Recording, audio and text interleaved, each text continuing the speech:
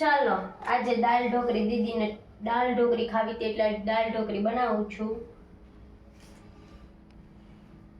બેન હે ને ઓલા મધ્યાહન ભોજનમાં દાળ ઢોકળી હોય ને તેને મન થયું કે મમ્મા મને ઘરે બનાવી દે ને. તો છે ને મેં આમાં ઘઉંનો લોટ ને ચણાનો લોટ એડ કરી અને એની દાળ ઢોકળી બનાવું છું. પછી વઘાર કરું ઉપર દાળ ચોળવી અને મોસ કરી દેવાય ગરમ.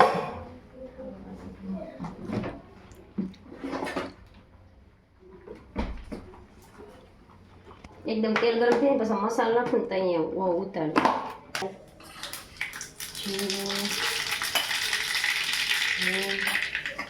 સૂકો મસાલો લીમડાના પાન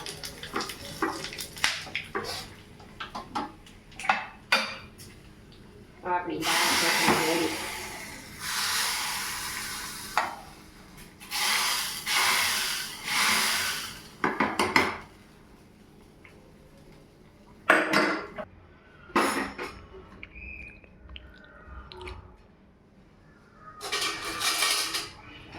ચાલો દાળ ઢોકળી ખાવા.